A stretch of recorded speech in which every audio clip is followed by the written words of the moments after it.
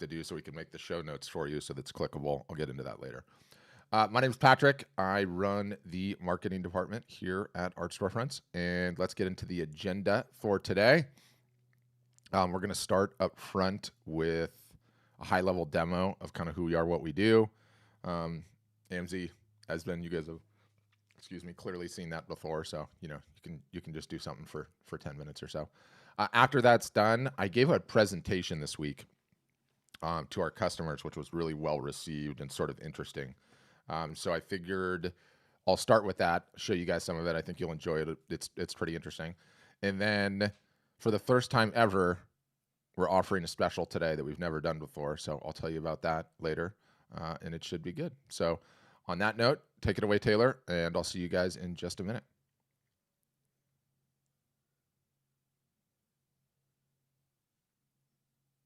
Anytime now, Taylor? All right, everybody, welcome to today's session. My name's Taylor. I'm on the marketing team at Art Storefronts, one of the people putting together our many resources and consulting and mentoring our members on a regular basis in workshops like these. Today's session is for non-members, so this is a free, wide-open session, and how it's a little bit different than what you get as a member. Our member workshops, which we hold 5 times a week at this point on various topics, are largely tactical, right? So it's giving our members ongoing advice, tweaks to their strategy, checking in with them, seeing how far they've gotten since we last spoke, and making sure their business is always growing.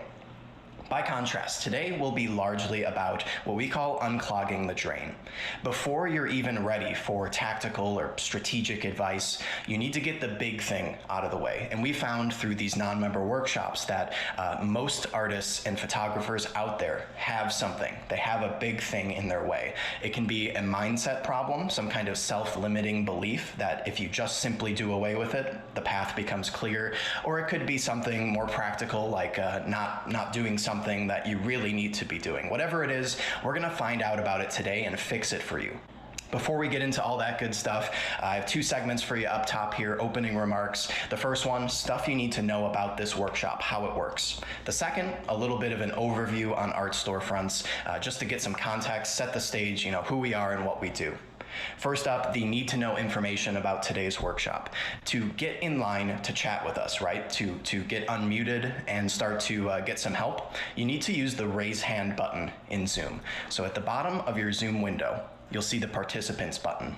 You're gonna hit that, and that'll open this on the right-hand side, where you'll find the blue raise hand button. You hit that, and that will do it, raise hand. You'll see up here, your name will show the blue raise hand button. That's the system we use. We go top to bottom, unmuting everyone that has their hand raised and helping them out. So if you have a question up front, you want to talk to us, you can do that right now and get early in line, so you'll be one of the first people to get some help today. If something comes up later and you don't have a question yet, but something comes to mind, you can always do it later in the session too. The second thing you need to know is that we have a page that we call the show notes, and that's where we aggregate all of the links to resources that come up today. So if one of us says we have a really good video about that, or we say we actually have a podcast episode that would help you out, you don't need to be hunting around for that in the moment. We're doing that for you. We're collecting it all. Here's what the page looks like. We're going to send this to you after today's session ends. We're going to email it to you. So you'll find the replay at the top. Right, so if you have to leave early or you arrived late, or even if you missed it altogether, you can always catch up with the replay here. And then this is the show notes section I was talking about. All the links will be there, everything that came up. So you'll have that. Don't worry about looking anything up. In the moment, we're taking care of it. I should also mention on this page while you're here, there are a couple of request a demo buttons. Those are your go-to spots for either signing up if you just want to get going, or reaching out to us, having a more in-depth chat about our features and our pricing and stuff like that. That's how you start those conversations. If you just want to do your research and get to know us, see if there's a good fit, you hit the request a demo button, you fill out the form, and we'll get in touch. That's how you do that. Okay, second segment today, what even is Art Storefronts, okay? So here is the very quick overview. And like I said, the demo is where they go in depth. They'll do an hour for you. They'll answer as many questions as you have. But today, I don't know how many people here already know everything about us, nothing about us. So I'll just go right down the middle and do a very quick overview. There are two halves to art storefronts. There is the website software, right? So that is the art selling website. And then there's the marketing program, and that is really the fuel for that website engine. The website could be fantastic. We believe it's the best website software for artists ever designed. We really believe that, and I'll show you why in a moment. However, all of the power of that website is meaningless if there's no one on it. So the marketing program is what completes the whole membership. I'll show you both halves now, starting with the website. There are hundreds of features.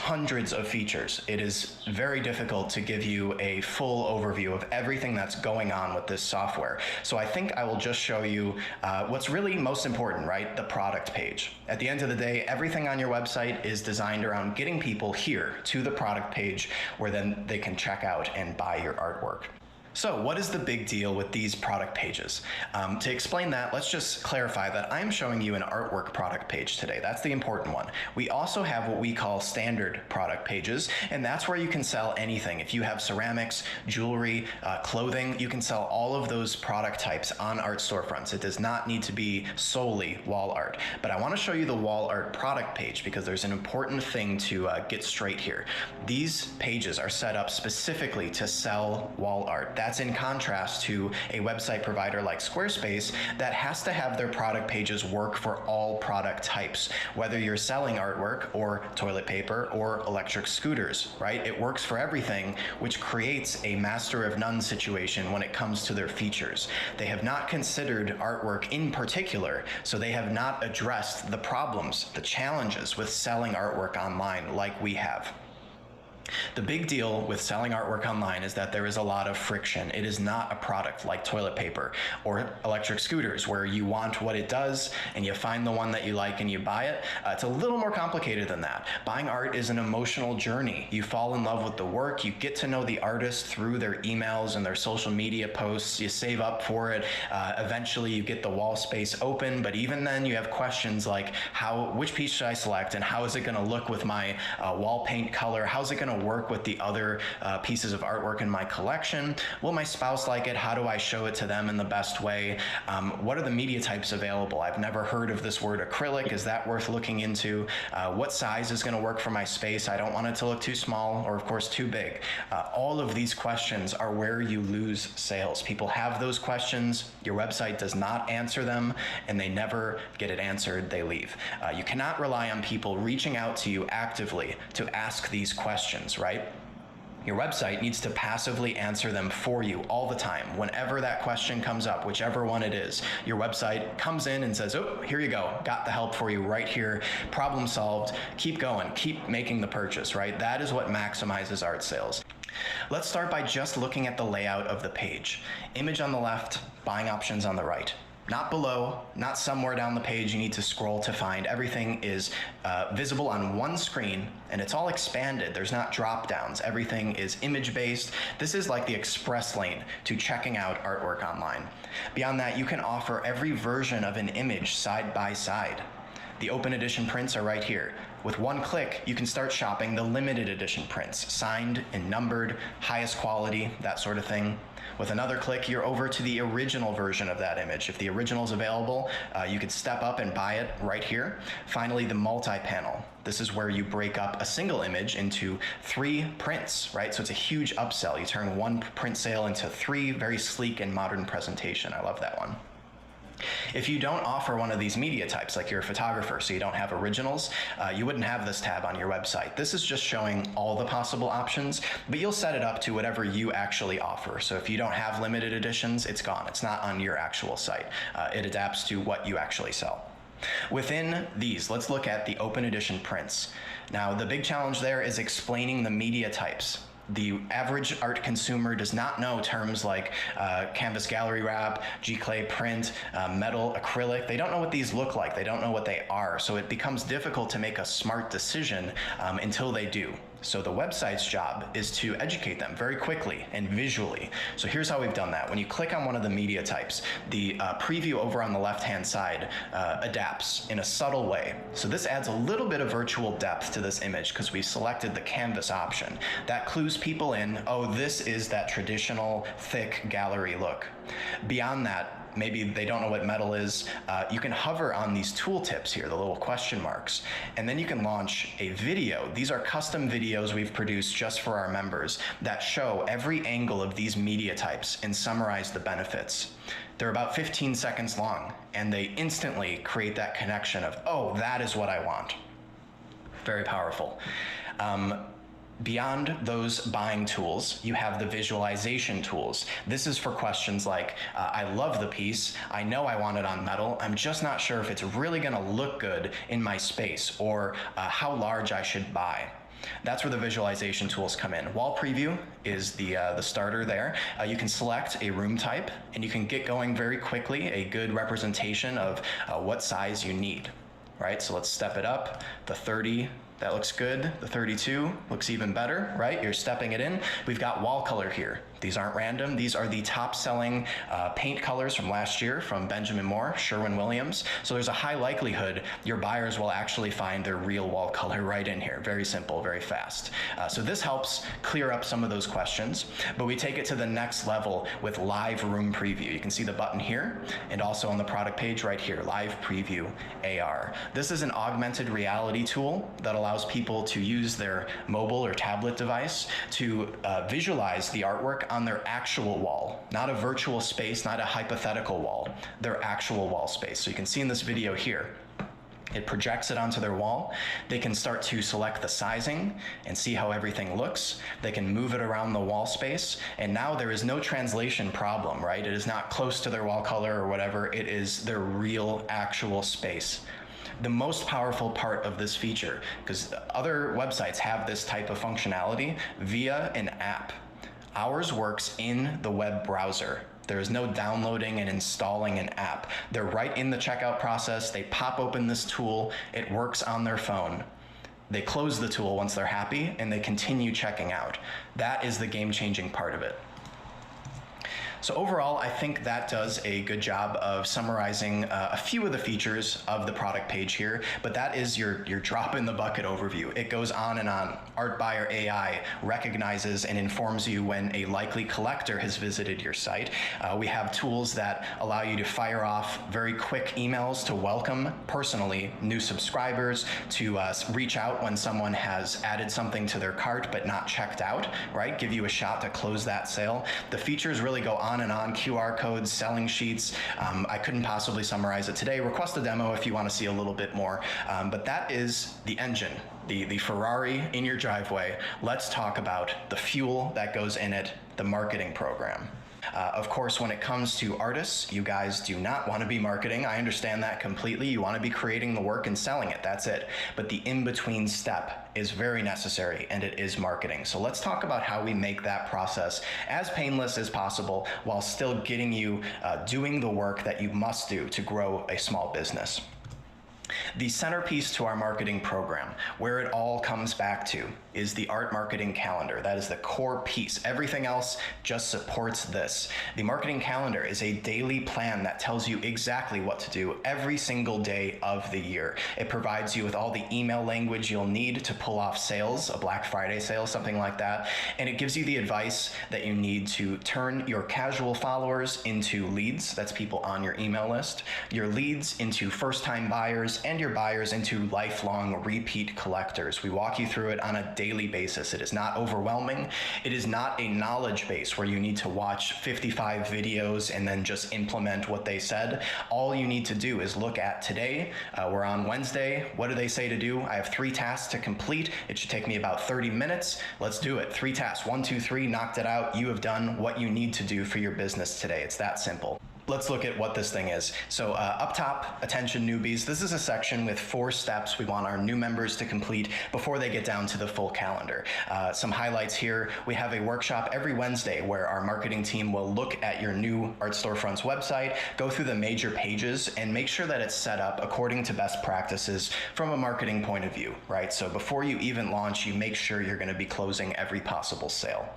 We also have a campaign, a 14-day campaign that we want all new members to execute. It's just like the calendar. It tells you what to do day by day. Post this message on Facebook and post this message on Instagram and send this email. Very simple to follow. And that campaign is themed around celebrating your new website in a way that will generate you some leads and maybe some sales too right up top. So we ask everyone to do that before getting into the calendar with everyone else. Below the newbie section, we have the live workshop schedule that has your look at what's coming up this week, when you can join us in Zoom in our members only workshops. We have some announcements that go here. We have a strategic overview, step 3. This section is written by our CEO and our director of marketing, and in it, they give you their advice, what they would do if they were running your business this month, where your head should be at, right? So the calendar below is your daily bit-by-bit look. This section is the high-level overview, what you should be thinking about your major goals for the month. And then you have the calendar itself. You can see it's day by day. We have a bit of hierarchy here where we put the most important tasks in red and everything else in black. Nothing goes on here that's not important to do, right? So the black tasks are not unimportant. It's just that if you have very limited time, you have family obligations, a part or full-time job, and you can't get to the entire calendar, no problem. Do the red stuff first, and then if you have extra time, do the black tasks. Most people have no problem completing 75% or more of the calendar, though. It's not a huge obligation because we do so much of the work up front for you in terms of writing the subject lines you should be sending and giving you lots of examples whenever anything needs to be created. It's day by day. You've got the major task of the day, and then you've got Go to Tasks, a button that jumps you down the page to the full explanation of the day. It'll give you an objective for the day and then break down what you need to be doing into tasks. 1, 2, 3, do these things. Very easy to follow. Everything else, like I said, supports this system. So our workshops in general are supporting our members as they're following this calendar. You check in with us, you say, I did the Saturday, Sunday task, and I got these results. What can I do to boost them even further? Or I see next week I need to be doing this, but I don't have my head around it fully yet. Can you talk to me a little bit more about it? All that sort of stuff. We make sure our members are moving together through the calendar all at the same time. When we do something new, right? So we've recently started doing these live art shows. We have a playbook on how to execute a live art show from home, and our members are having some huge successes with this, selling dozens of pieces from home on Instagram or Facebook Live. That is an example of something where after everyone does this together, we have hundreds, maybe even 1,000 people running these live shows simultaneously.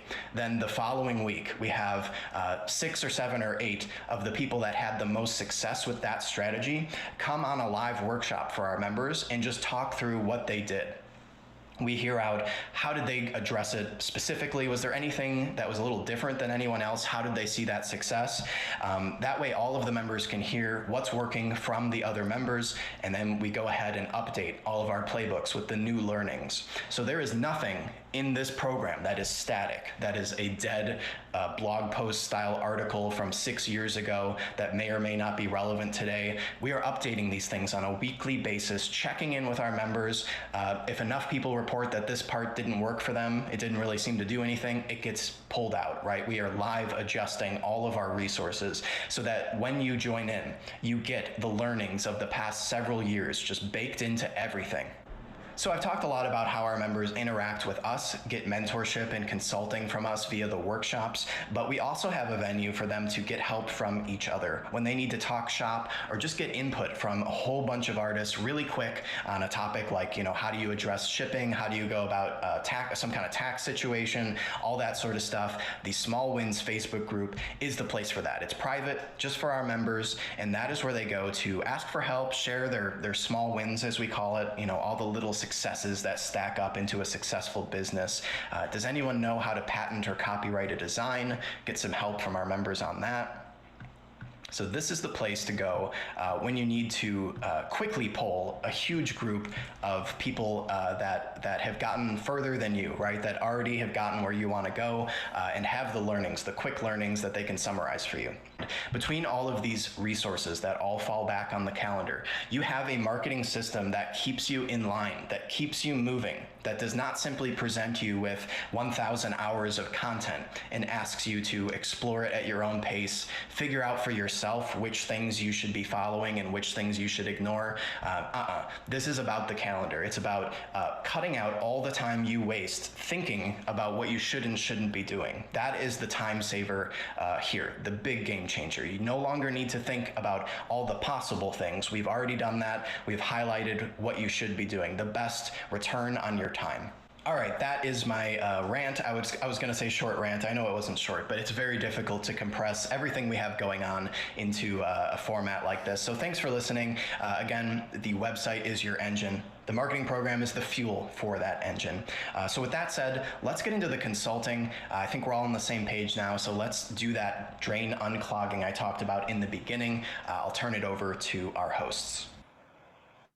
All right. Thank you, pre-recorded Taylor. A couple of things before we get started. One, we're gonna be talking about a whole bunch of different things and going through a whole bunch of different things on this session. We are going to end up dropping links that you'll end up seeing, and I'm going to share my screen with you because I want to show you what ends up happening when so the session will finish. We're going to drop a bunch of links. Some of them will go in the chat. Some of them you're definitely going to probably want to take a look at after the fact. So I want to show you what we do in the show notes, which I'm really kind of proud of. So this is what you'll get emailed, this page. There'll be the video, so you can do the entire replay. And then what we have here is like a digital table of contents. And so we're going to pick out all the high-level things that we talked about. And just like a table of contents, like if you click on it, it'll take you right to that part in the video. So you don't have to do any like, forward, backwards, rewind, any of that. It's like if you're just looking for the one thing, you can go and find that. I lost my little stop sharing. Where did it go? Where did it go? So many things moving at once. Oh, I see it because it opened in the new tab. Hold on. Sorry, guys. So anyway, so that the table of contents. So it's, if you heard something and, you should have been taking notes or you wanted to take notes or you're like, hey, I'd like to go back and visit that. You don't have to go scrubbing around the whole 2-hour video or hour and a half, however long we go today. We got some cool highlights for you. The show notes will have all of the links. There'll be a button to request a demo. If you want to find out more, I can talk about that in a second. And you can even register for the next upcoming session if you are so inclined. So I'm really pleased with these things as an upgrade on just taking it to the next level. So, okay, what's next? Next is I want to go through this presentation, okay? And I ran this presentation, and bear with me, I've got to move some stuff around on my screen so you can see it. I gave this presentation in our internal office hours group just yesterday, and it was really well received. So I'm gonna give you a little tease of it up front, okay? And you can see it says, the equation. What's happened? There we go. The equation, and then I'm going to talk a little bit about the Kardashians, and then we're going to come back, do your Q&A, and then, as I said, I'm going to have a big announcement, something that we've never done before on the tail end. Okay, let me get into it. The equation. Okay, I'm going to show you the equation that runs your sales, really in the sales with a strike through business, in one simple mathematical equation. Now, I should mention this equation only works if you validated your art. What do I mean by validated your art? Sold your art to people, not named mom, dad, brother, sister, family, friends, right? If you've gotten past that point where you've sold a couple $1,000s of art to strangers, you've determined that your art, your photography, what you're creating is a product the market actually wants. And then this equation comes into play. So let's get into it. It's a really simple equation, okay? It's A plus B times C. A, incentive, okay? It's 50 to 75% off. It's 75% off select items. It's buy one, get one free. It's buy today and I will include a free signed print, or I will sign the piece if it's a print, right? It's just an incentive, okay? An incentive can be thought of quite simply as a psychological trigger that gets people to take action, okay? To get people to take action. B is scarcity, all right? In my little screenshot here, get them before they're gone. When they're gone, they're gone. The deal expires in 48 hours. The deal expires in 72 hours, right? A plus B, okay? Incentive plus scarcity. C is what you multiply this by, which is just attention, right? Attention can be thought of in two formats, owned and rented. Owned attention is what can't be taken away from you, i.e. the emails that you have, the addresses that you have. You could even say phone numbers if you wanted to. That is owned attention. The rented attention is what we have on Facebook, on Instagram, on Twitter, on Pinterest, on anywhere else, right? People that you can market to. Collectively, it's attention. And when we tease the equation out this way, incentive plus scarcity times attention equals your success. This is just period true.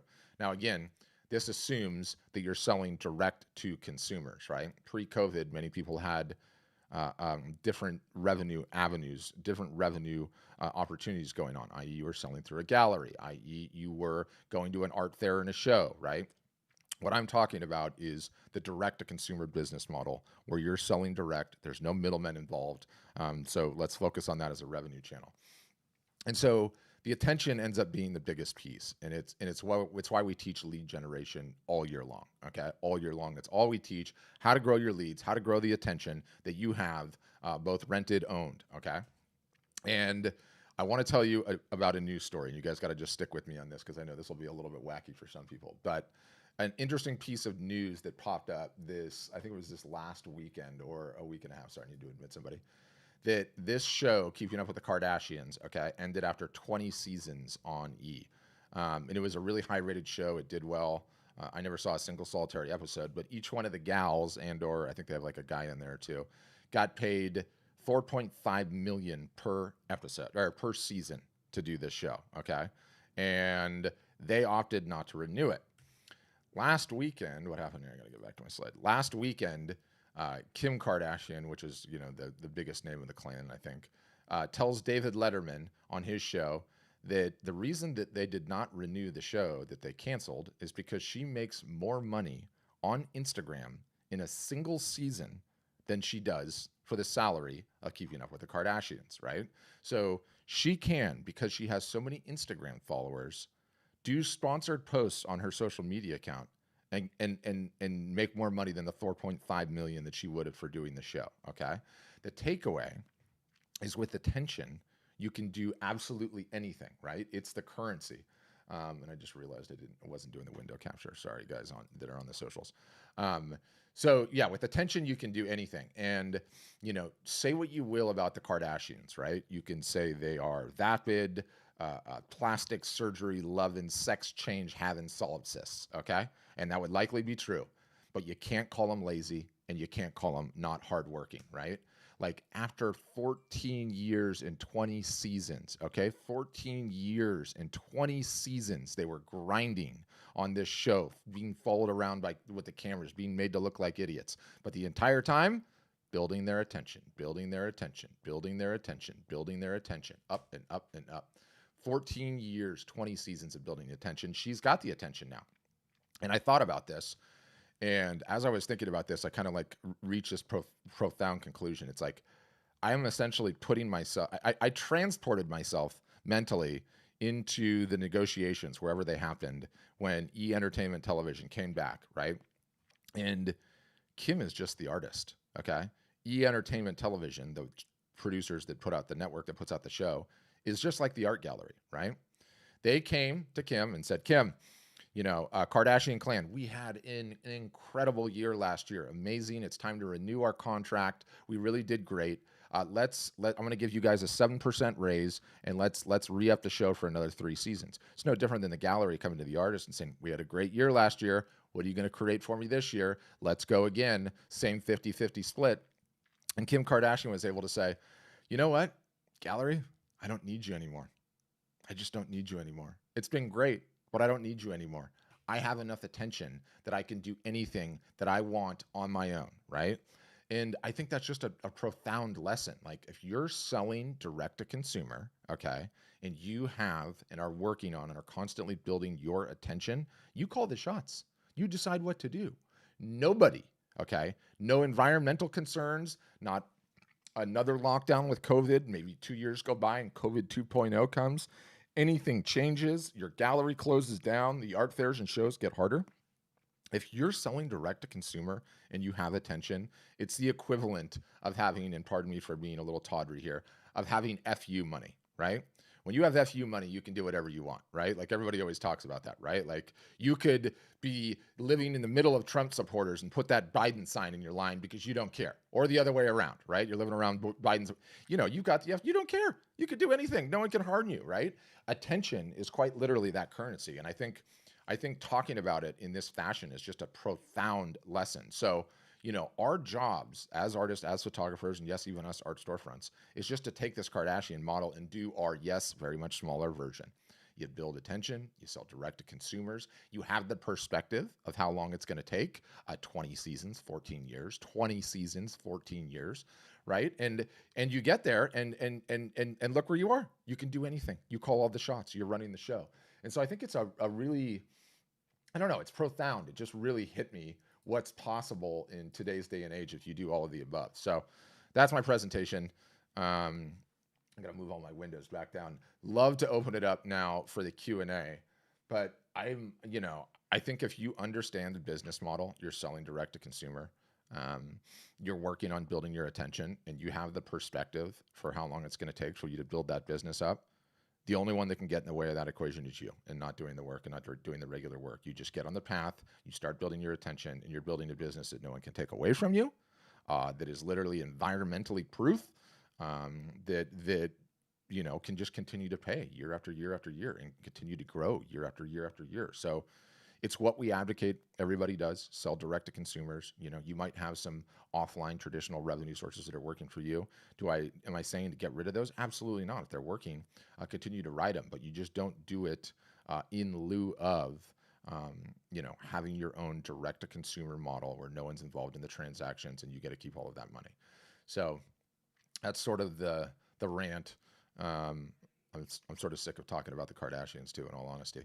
But anyway, I think it's an extremely interesting situation, and I can only imagine being in that room when that Entertainment television executive came in and said, like, "What are you talking about? We're canceling. Have you seen the ratings? This is the biggest show we have on the network. We can't cancel this. Are you crazy? I'll give you more money." Nah, I don't need you. I'm sorry, I don't need you. I get paid $10 million a year from posting on Instagram. Thanks. Okay, thanks, bye. Right? So that's literally the model. That's where we are. That's what we teach our customers day in and day out, how to build enough attention, such that they can run their own business in that fashion. And you know, it's the path. It's just the path. It's like having a well-balanced portfolio. Like, it doesn't matter what happens economically speaking. You're not going to get smoked. So at that point, love to open it up to Q&A. You can raise your hand. That'll get you to the top of the list. Tom's just done that. You can throw questions in the chat. I will answer those as well. And I know some people came on late. Some people will probably have to leave a little bit early. So maybe in 10 or 15 minutes, I'll make mention of this special thing that we're doing just for this session, literally just today, in case anybody wants to take advantage of it. So don't leave in the next 10 to 15 minutes if you've got to go. So Tom Bates, you're up first. Go ahead, Tom. Yeah, thanks, Patrick. Oh, no problem. I am wondering, the biggest question for me, yes, is that I am not a natural social media person, a networker person. Mm-hmm. It's just not my thing. Yep. It hasn't been. And I love making my art, and I love the process of doing it. And people who see it, not just friends and family, are always like, whoa. And I know I need to get over this problem I have. Yeah.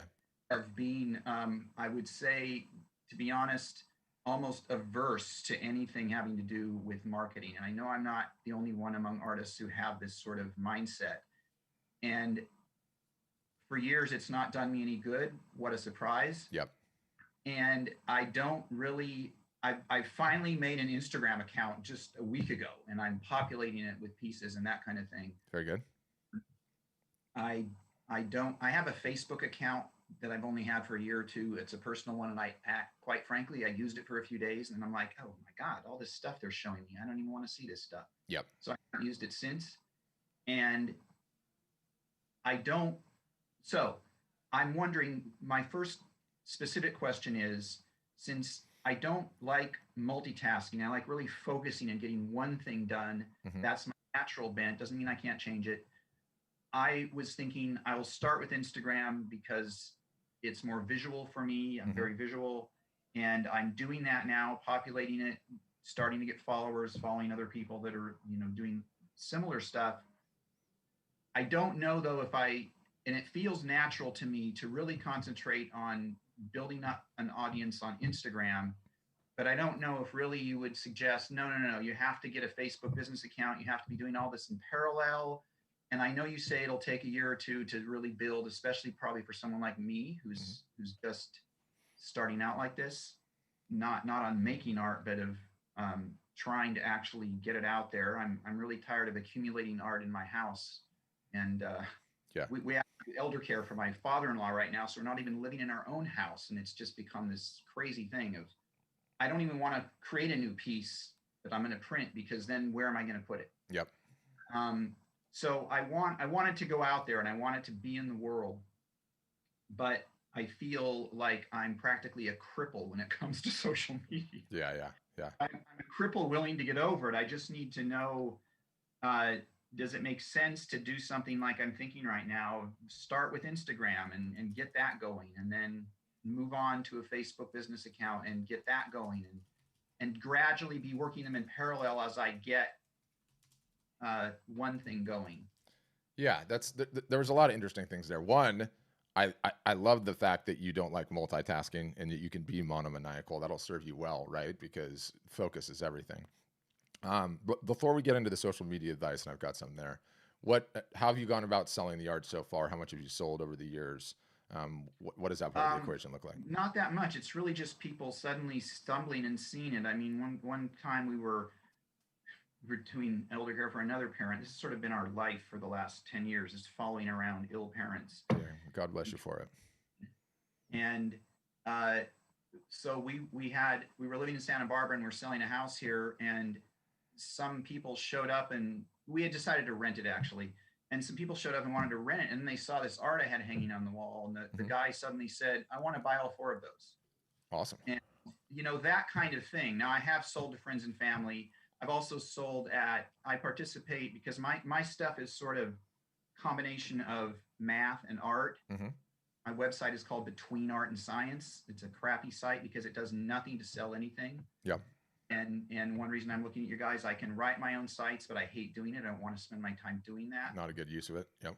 But I participate in an organization. There's this very interesting organization for me and people like me who love both arts and sciences and math, called Bridges. And they have these conferences where they have juried galleries of your art. And I've always gotten into those, all the pieces I've submitted. And they then have an auction, a sale where you set a price and it supports scholarships for the organization. And my pieces always sell. Last time there was kind of a bidding war for one of them. The guy just finally stepped in and put up way more than I was asking. But those are fairly low prices because I know that a lot of people there don't have a lot of money. Yep.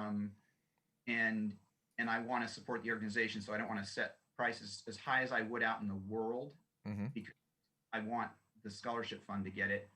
So anyway, when I try to sell, I'm successful. It's just that it makes some part of me just cringe to say, buy this because I made it and it's really cool.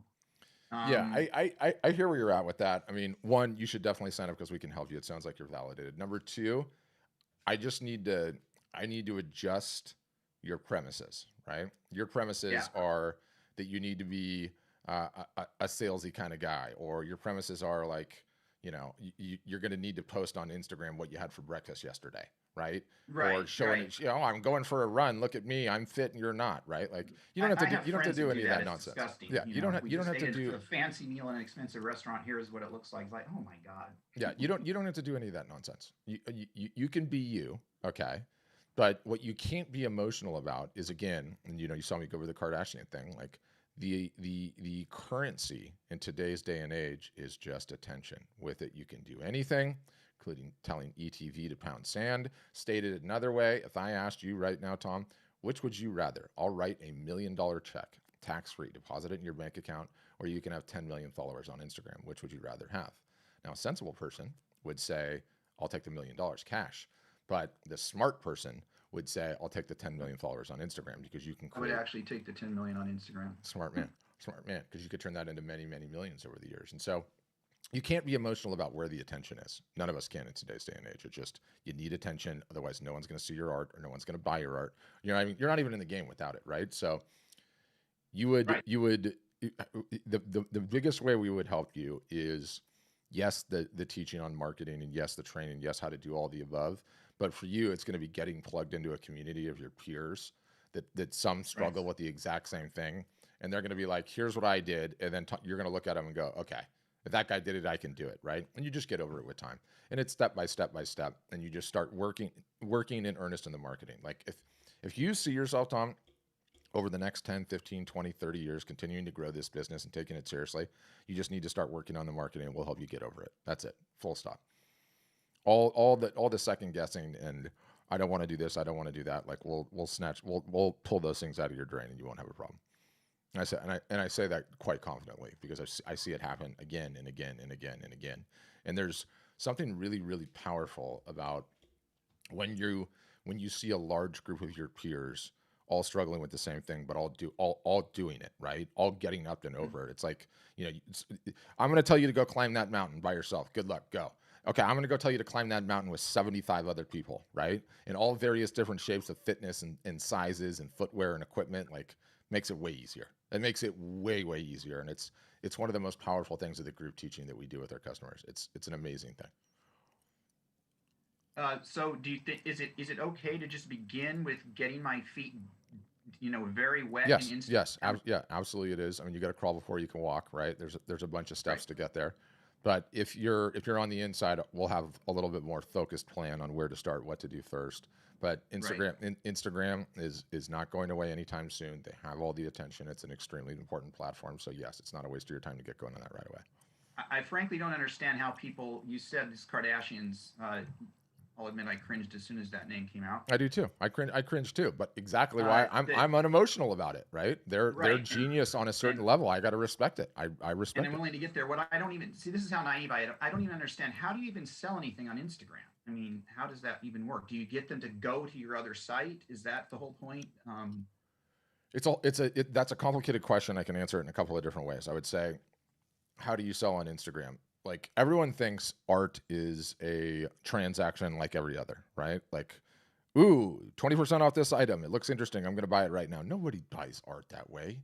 I mean, some little kitschy stuff here or there, but art is a longer sales cycle, right? They need to see it. They need to understand who the artist is. They need to understand what the artist believes in. They need to fall in love with it. They need to show it to their wife. There's a bunch of different touch points, right? So, stated another way, on a basketball court, the guard comes dribbling down, and the guard passes it to the center. Center passes it to the off guard. Off guard passes to the forward. Forward passes it back to the guard. The guard shoots and scores a basket. Who gets credit for the basket? The guard does, right? But everyone contributed and played a role in there, right? So that's a good way to think of what Instagram can do. But the more followers you have on there, the more times you can reach them, the more you can expose them to your product, the more you can expose them to who you are, to what you do, to get to know you, to know, like, and trust you, such that they will purchase from you. And that's the game. Okay. Yeah. Thank you. Yeah. And trust me, there's nothing new under the sun. We have quite a few people that are struggling in the exact same capacity. Okay, next is going to go Sydney, and then I saw someone in the chat. Pamela, I see yours. I'm going to go Sydney, Sharon, then I'll go into the chat. Sydney, you're up next. Go ahead. You'll have to hit the unmute it's in the bottom left-hand corner. Yep, gotcha.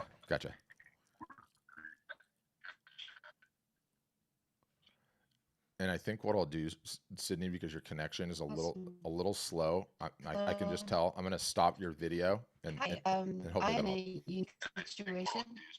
Sydney, because your connection is a little slow. Sorry. It's okay. I killed your video. Okay. It might Does help. that work better? Yeah, I think I can hear you now. Go Are ahead. you with me? Mm-hmm. Okay. Okay, so I live in Austin. I'm a musician, and my mother is the painter. I am interested in helping her and she lives out of state. So I have a complicated situation. She goes through Shalom House, which works with people who have mental illness. And between me and my brother, who lives in Portland, Oregon, my mother lives in Portland, Maine. So we're very spread out in terms of the people who are going to support my mother's artwork and try to market it. She is having her 68th birthday coming up next week, and I'm going to visit her in Maine. Um, and I'm really curious as to whether she is a client that a platform like this would be useful to, because it's a couple of extra hoops socially, and we would be relying on family members to take photographs of everything and to market it, and it would become another part-time to full-time job for each of us. And yeah, so I guess I don't know what my question is. Is this something that would be useful to us as a family? And how much work am I looking to do per week if I split it with my brother or if I do it myself? Yeah. So, I mean, would our system help you? Yes, absolutely, it would help you. And I'm gonna mute you, Sydney, because the it's like doing this like feedback loop thing. Yes, it would help. The system would help you out. Of course, it would, and that's all well and good. But I have a concern, and my concern is it takes 3 to 5 years to build anything of value in today's day and age. Steve Jobs said that, not me. Completely right. So, are you going to do a couple hours marketing here or there, and then your brother's going to do something, but not anyone's really going to own it? How much work does your mother have? Is this a collection that we think we can sell in perpetuity? Are you going to sell prints? If you're willing to commit to marketing and growing the business over the next 3 to 5 years, I would say yes, that's fantastic. But if it's like, we're just going to dip a toe in the water and see if this works, and if we get some good early signs, we'll get there. That's not the way it works either. Like, you have to grind at it for a while to get the attention, to get the email list, assuming she doesn't have, a large contact list or some strong name ID or something that's going to drive traffic and eyeballs to everything that's going on. So my fear for you is you'd have to be massively committed to working it. If you did, we'd show you. And if your mother's art sold well in the past, then it could put it in a good position. But, how much art does she have? Is it going to be selling for the next 10 to 15 years? Is she still producing it? Those are all important questions I would ask. I'm going to unmute you again. Hi. Yes. So like I said, she's 68 years old and she paints every day, and she's been painting since she was a teenager. So we have hundreds of paintings that are collecting in her small one-bedroom apartment. And she's disabled, and she has been for her whole life. I believe that her artwork is what is called outsider artwork. It's very psychedelic, it's very creative, it's very influenced by a lot of well-known artists that people today enjoy, but it takes a certain taste, and it takes a certain, it's not generic, and so I've always worried, is this so specific that we can't get it out? Is it such a difficult situation to market because she can't market it herself?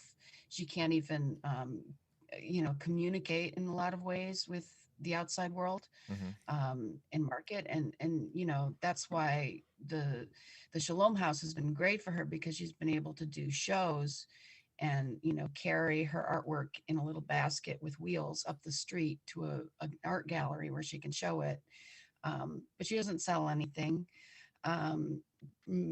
partially because it's, she's so unknown. She's not connected to other people.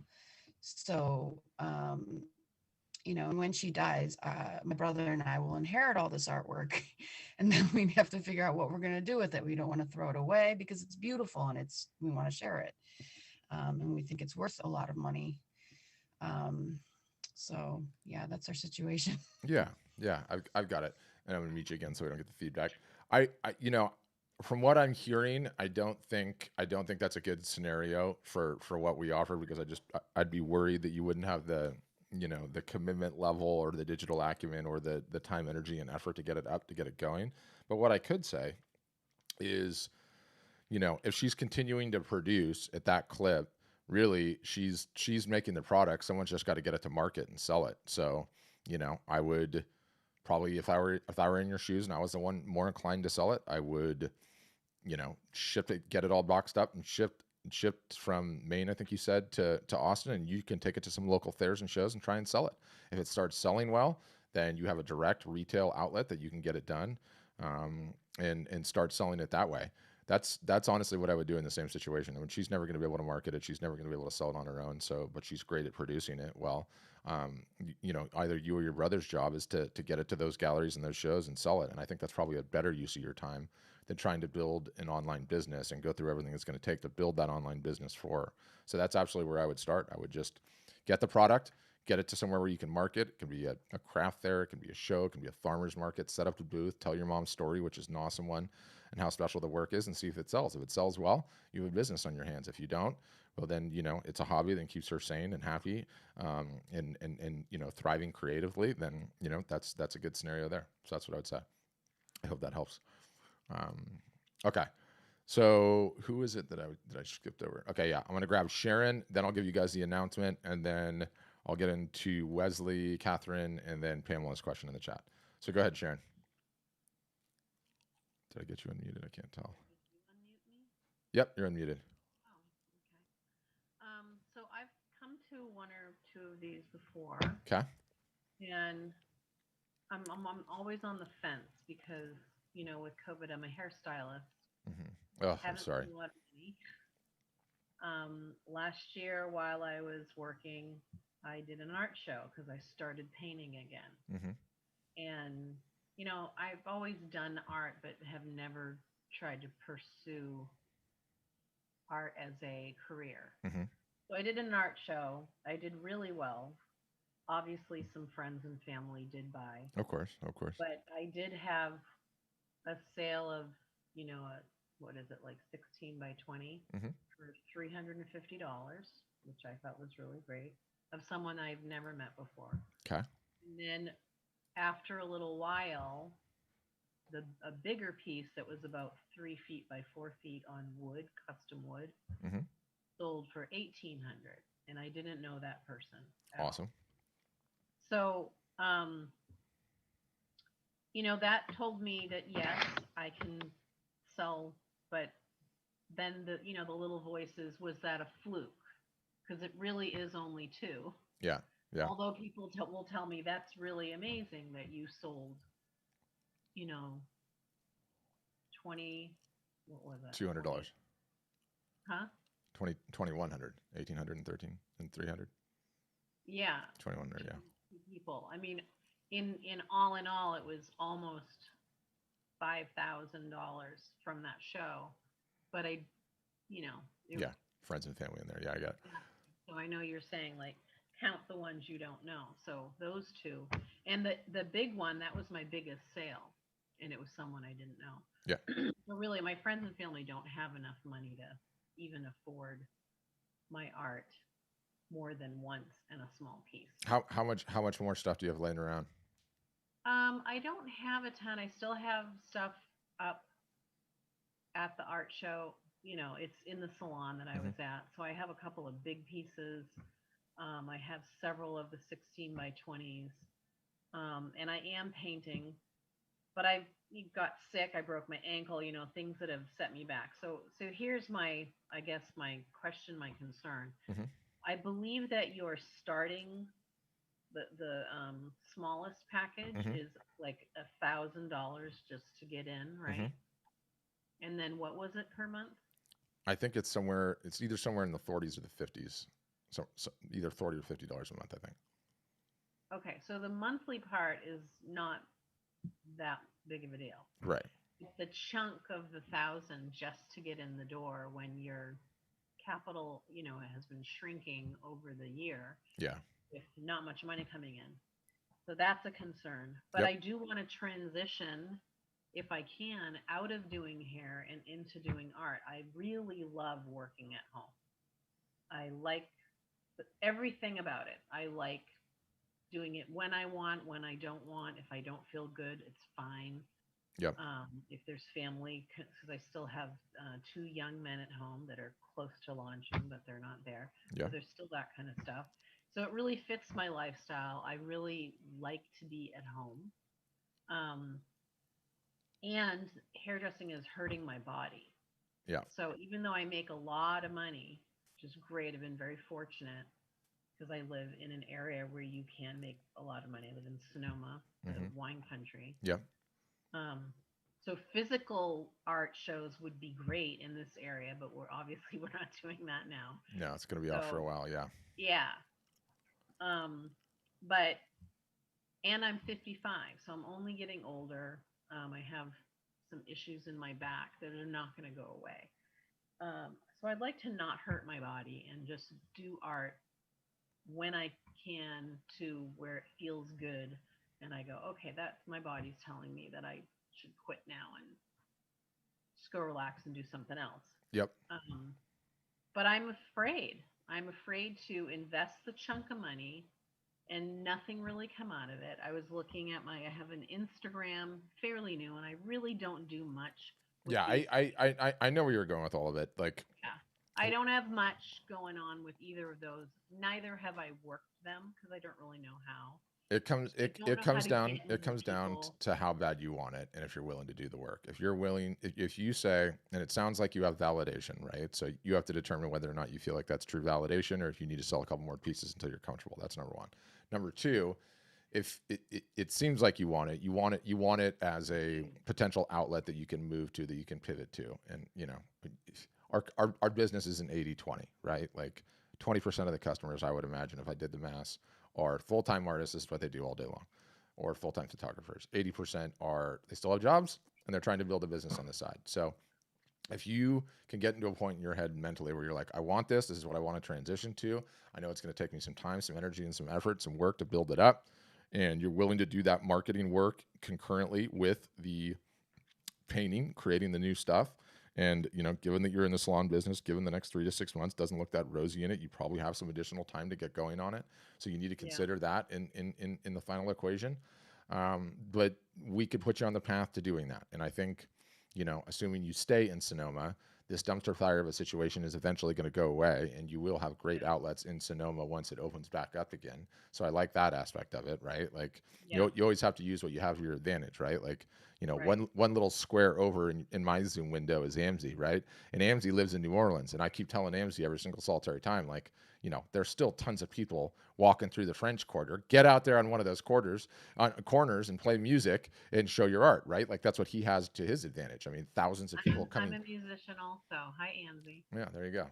We'll see. It's Friday, so we got to have Amzie play us some music on the way out of this one. So Cool. you have to make your mind up if you want to do that commitment. Like, but you can't Yeah. do 1 foot in the door. Like, I think I want to try this. Maybe I'm going to give you this a shot. You have No, to say like, I'm willing to do everything. yeah, I've done different things before where people make you promises and nothing happens. yeah, And they don't on their end.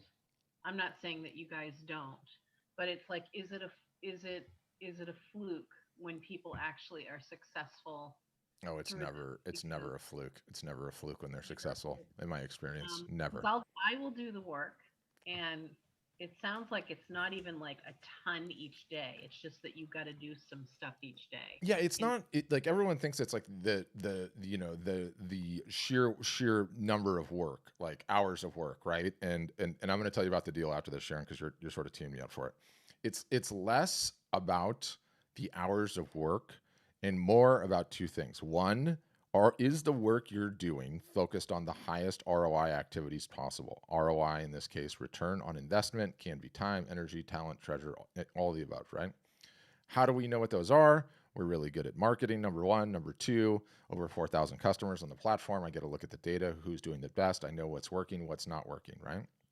So if you are focused on the high ROI activities, it's less about hours per day and more about the consistency over a long period of time. So what everyone does normally is, this is going to be my year. I'm going to do it. I'm going to start marketing. I'm really going to start working hard on my marketing. And they work on it for 3 months and they don't get the results because they don't have the perspective of how long it takes. And then they quit. And then they quit for 6 months because they didn't get the results. And then maybe a year later, they start again. And that's what everyone does. And you can't do that. You have to do it consistently. Early on, the snowball is just slowly getting bigger. And it's like finally at a point, you start rolling down the hill, you get some progress. So if you're willing to do the work, okay, and you have the determination, I'm going to do this, I'm going to make this, I'm going to make it happen, I'm going to devote whatever I can do and do it consistently. If you only got 3 hours a week, fine. Give me 3 hours a week for 52 weeks. Then we'll reassess. And then year 2, 4 hours a week for 52 weeks. Okay. And then year number 3, 5 hours a week for 52 weeks. That's how things get done. But no one ever does that because it's a hard thing. It's the hard thing about hard things, right? No one ever does that work that way. So what we have running right now is a pre-Black Friday deal. It's one of the biggest sales that we've run all year long. So that's incentive number 1. Incentive number 2, today, if you put in a demo today, what happens when you put in a demo? Our outreach team calls you. It's a 10-minute call. You ask all the questions you have about pricing, this, that, the other, the plans, all that stuff. If you like it, you schedule a demo. The incentive we're offering today is if you put in a demo today, and you can click the link in the chat if you want to do it. It's in the chat, or you can go to the website and do it. And you get on the phone with somebody today, we're throwing in an additional 3 free months. And 3 free months is like $175 value, is what the guys told me to tell you. So that's a big incentive. It's on top of the sale. It's got to be today, though, right? Because we're no different than any other business. We have to have our incentive and scarcity too. So anyway, throwing that deal out there. And Sharon, I think you gotta just do the math on if you're willing to do the work. If you're willing to do the work, again, you figure out that validation piece, right? If you're comfortable with it. But the fact that you sold something for $1,800, you don't suck at art. You don't suck at art. Or okay, super. I'm gonna unmute you for one last time, and I got to keep moving. Super selfish question. Okay, was it a man or a woman that bought it? It was a woman. Perfect, done. I was gonna say if it was a man and he was like asking for your phone number and hitting on you. No. Okay. Actually, they didn't know who I was. They were a client in the salon and asked, how do I get in touch with the artist? I am interested in that. Well, you okay. If you sold something for $1,800, you don't suck at making art. So I feel good about the fact that if you did attempt to get those pieces out of the salon or actually use some of our sales strategy to sell them, that you're going to end up doing fine, because $1,800 is a lot for a piece. So great job on that. You think on it, you know, your decision's right between the 2 ears and nowhere else, right? Like you gotta make up your mind. But yeah, it'd be fun. If you're willing to do it, we can help significantly. That's what I'll say. I'll leave it there. Wesley, you're up. Go ahead, Wesley. Thank you, Patrick. You're such a treasure. Yeah, I appreciate your time and willingness to take my questions. Anyways, once again. And something you said recently really struck me. I respect the technology that you guys offer, and it is state of the art. There's no question in my mind about that. But I'm really fascinated with this concept of you pivoting and starting a marketing university. I think that's how you've referred to it. Yeah. And I might be your first paying customer there if you created a class on some of these issues that I'm struggling with. I don't know if you guys have ever thought about that, but is it okay if I refer to you as professor from now on? Sure. You can call me Susan. Okay, professor. Here's a question for you. Yeah. And it ties back to one of your favorite analogies, all of which I love, and I'm sure there's some other people on this call that have probably heard this one before. And that says we set out into this quarter that's going to be an amazing e-commerce quarter in our little fishing boat. Mm-hmm. You've said many times you need to start out and just get out there, but you need to have as many lines in the water as you possibly can. And of course, I've been working very hard to expand the number of lines that I have in the water to try to land some fish this quarter. And two, I haven't heard you talk about, and I know you're going to think I'm chasing a shiny object here, which is actually why I'm asking the question, because I don't want to chase something that you think is not going to return anything on my investment of time, is LinkedIn and Reddit. Yep. Now, obviously, there's been a lot of discussion. I've seen a lot of, Facebook is the premier place. Instagram is probably second.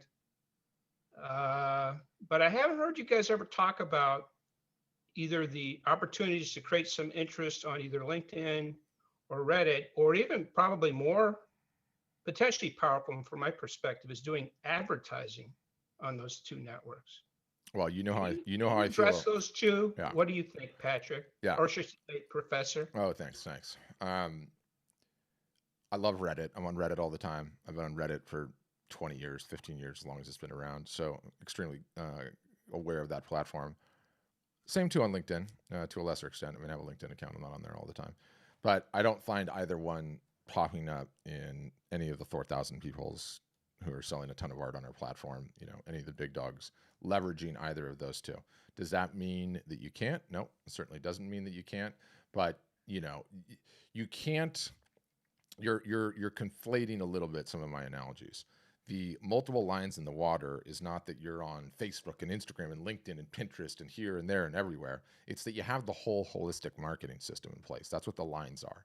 You're capturing emails. You're emailing the emails regularly. You're posting on the socials. You're having a sale when the time is right. You're doing live broadcasts. So it's not about being on 100 different places. It's about having that comprehensive system in place. There's really only 2 social media platforms you need to be marketing on right now, Facebook and Instagram. They have the majority of the attention, right? Reddit has a tremendous amount, but Reddit has its own system, its own code, which is harder to crack. So too with LinkedIn, but you could potentially own LinkedIn and work your butt off on LinkedIn and grow the following on LinkedIn.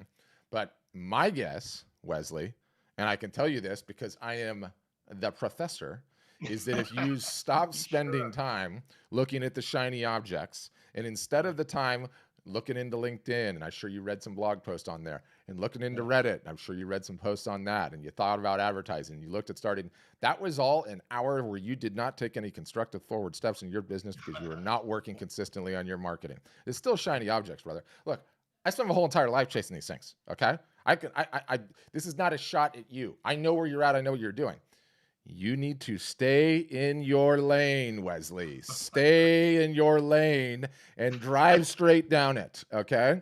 Focused on staying in the lane, right?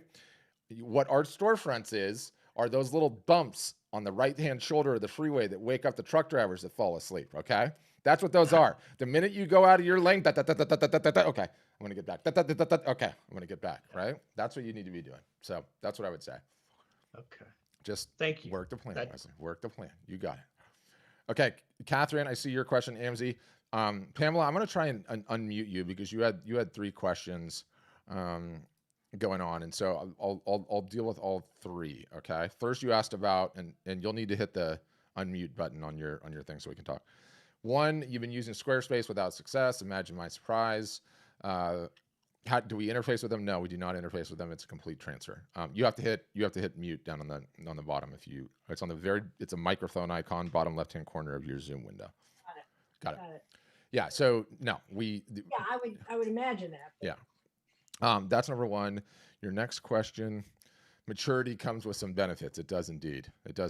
I'm over 40 now, and I like woke up one morning the other day or whatever, and I was like, people are actually listening to me when I talk now. I think I actually have some authority. Some age and wisdom actually is a thing. I've made enough stupid mistakes in my young life that I can actually speak intelligently about how not to make them. Wesley, stay in your lane.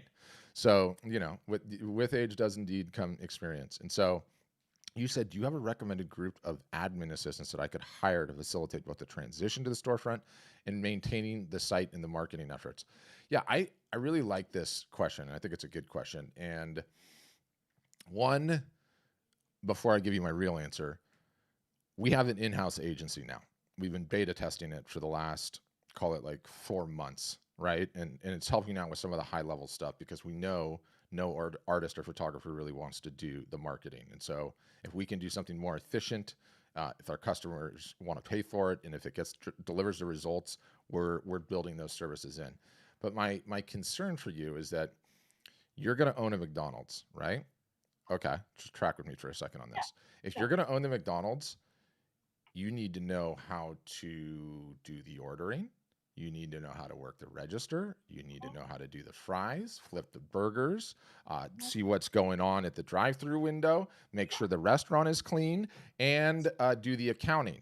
After you know how to do all of that, then you can hire somebody. And if you do that the other way around, somebody can snow you on it. Right? Because you're not going to know how many hours they're spending or what they're doing or anything else.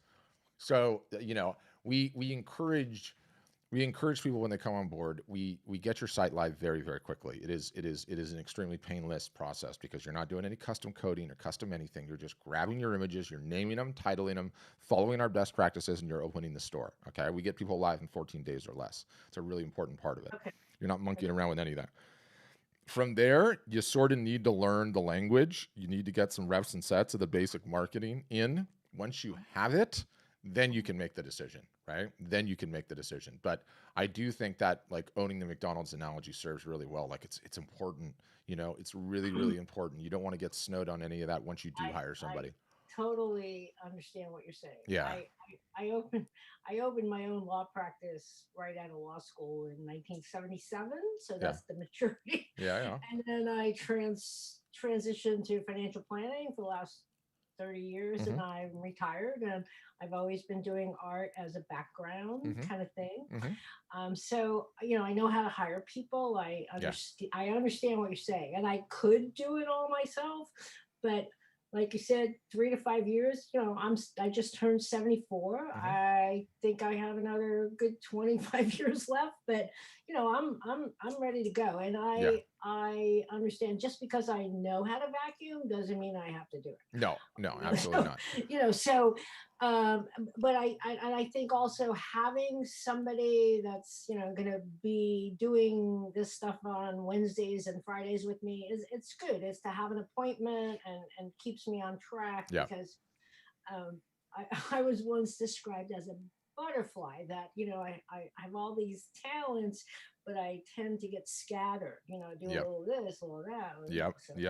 Okay, so you say you're doing something in-house to look at that. Okay. Whether it's I use your in-house people or some guidance about, you know, what is the skill set that I'm looking for to back me up to do this, because I'm you know I'm like, I want to go. It's like now it's time, you know. So one, I would say you don't look your age. Two, that probably means you've rotated the tires and changed the oil every 3,000 miles. So you're probably going to be at this for another 25 years. So let's just give that piece of perspective. Number one. Number two, this is what I would do in your shoes, is what I would advise you if I was your financial advisor. Get in, learn the basics. You can hire out to the agency for what you want to hire the agency out for. What we have internally in terms of the education is how to do absolutely everything from soup to nuts. Okay. So what do I mean by that? Why do I bring that up? If I was in your shoes, and I'm just track with me on this for a second, because we have all of the material and it is really, really good and really comprehensive, how to do every single solitary aspect of marketing the business in every capacity. Okay. It's very good. In terms of a hire, what you're looking for is not anybody with ideas. Okay.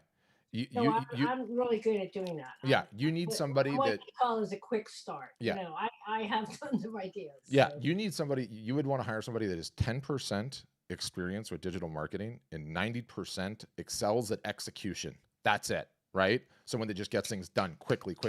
And what you would do is you would come in, you would learn everything, you'd hire the agency for a little bit, you'd get a taste, you'd get your head wrapped around it, and then you would go onto your local Craigslist. You have two options. One, if you want to meet with this person personally, you can go onto your local Craigslist, put an ad out, entry-level marketing assistant. Here's what I'm going to pay you a week.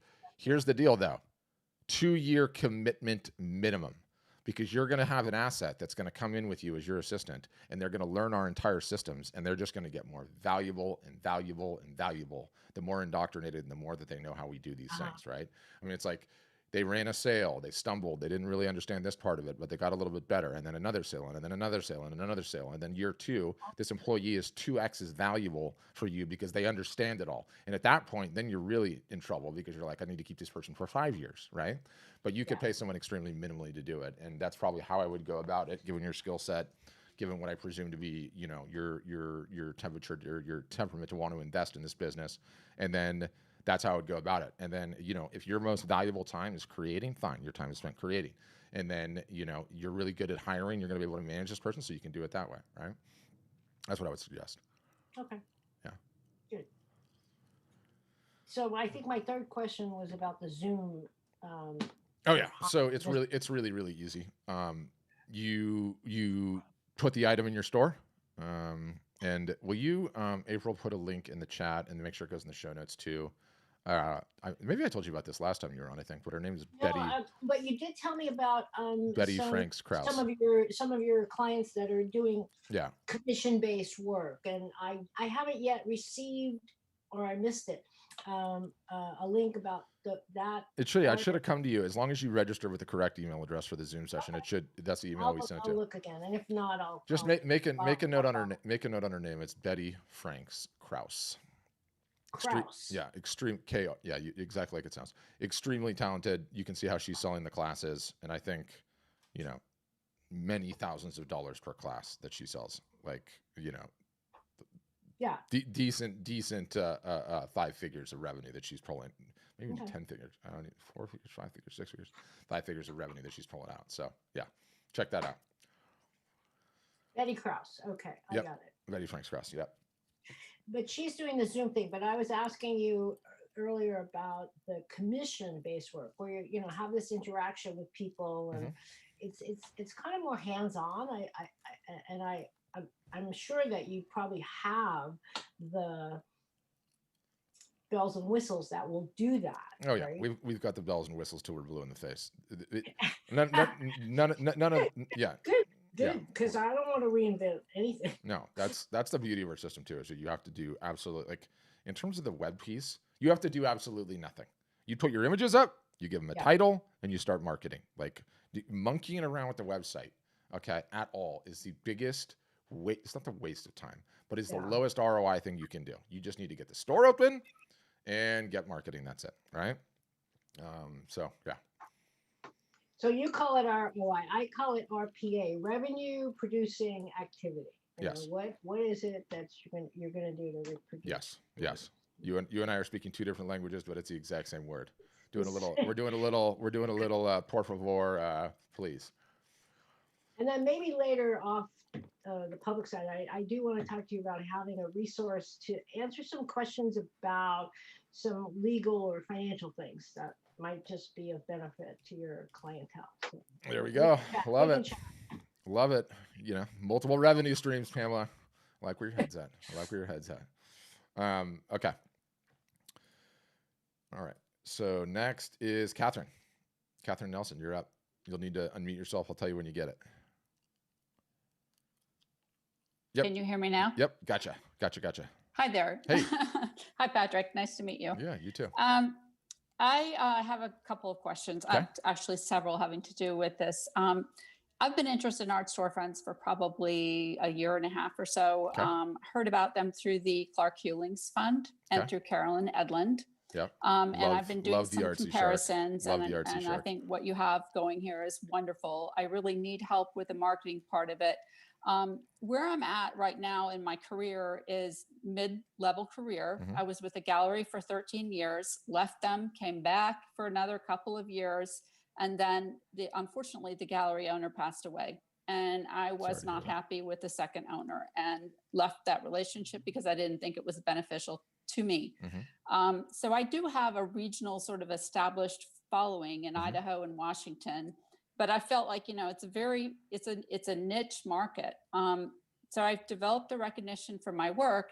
And what I'm interested in doing is finding out whether or not I actually should launch limited edition prints, because my first gallerist, the one that passed away, never wanted us to be doing any kind of prints, what kind of impact or value it has on an artist's career, what size images we should be sending up if we do sign on. I've had things scanned with Archival Arts here in Baltimore. They've done an incredible job with scanning my images so that when you print them, they actually look like the real thing. Yeah. I mean, not some fuzzy version of it. And how much time is it actually going to take to launch, and with how many images should I launch? I mean, I know your playbook says about 2 weeks. I mean, is that 2 weeks, 40 hours a week, or 2 weeks, 60 hours a week? I just need to be prepared. Yeah, I mean, if you have a logo already, you already have an about me written, you have all the images, the descriptions, you know which media types you want to put them on. It's pretty straightforward. I mean, we have some people that get the whole thing live in 2 days and not 40-hour days doing it either, 40-hour weeks doing it. it's relatively easy. But let me back up for a second. So well known, established, have a name. What do you tell me what you have in terms of email list size, in terms of social following size? Well, okay, my Facebook is my Facebook page is about 620 or so followers. It's not huge. Yeah, it's okay. It's a good start. I have videos that are linked on the gallery where it has me speaking and talking through the gallery. I've done a lot of traveling and moving around in my life, so now I live in Maryland. But I'm real established out there. I have a historian that has endorsed my work. I've donated some work to a museum out there, the Franklin County Historical Society and Museum. You know, it's so all that's gone well. I mean, I've had sales over the years, you know, anywhere from $500 to $3,800 for a drawing that's framed. So I know it's marketable. It's just I work primarily in black and white, and that's a very small niche market, you know, for drawing, for charcoal. So what I'm thinking is I'm going to start doing some colorized versions of my work as well to appeal for those people who are interested in some color. I mean, maybe a smidge of color, maybe a lot of color. I don't know. But I have, I'd say probably a good 200 decent pieces that are marketable. And I would want to start with a launch that's relatively small. The idea of kind of like, you know, every couple of weeks you introduce a new print. So as you know, I was watching that sort of. I love that, and that's why we say like, what's the minimum number of images I need to launch my website? One, because then when you add the second one, it becomes a marketing moment. Then when you add the third one, it becomes a marketing moment. Then when you add the fourth one, it becomes and so on and so on and so on, right? But in your case, you know, you would eyeball it and you would say these 30 are going to be my best sellers. I'm going to put these 30 up, and then I'm going to go start marketing, start getting at it. Did you manage? I'm not sure I want to put them all out at once though, because people have asked me, they've asked me for prints, and I don't know what price point to put them out at. I was looking don't worry. at the whole researching we help you with that whole how thing. you do that with archival prints. How do you create a preciousness? Somebody's gone and spent $3,800 on original drawing. They're not going to want to see somebody getting a print of it for $60. I mean, is that going to affect my? It's not going to bother them in the slightest, because if they own the original, all the prints do is they tend to increase the value of the original, increase the demand, increase the name recognition, increase the name ID of the original. So that's the least of your concerns. We have recommended set markups, so you don't even technically have to do anything. You can just run with those. They're good. They work for a whole heck of a lot of people. You can adjust your prices up or down at any point in time. None of that matters early on. What matters early on is getting the site up, getting some traction, seeing what sells, figuring it out, and adjusting to taste from there. And I don't believe the black and white niche is a small niche in any stretch of the imagination. It's massive.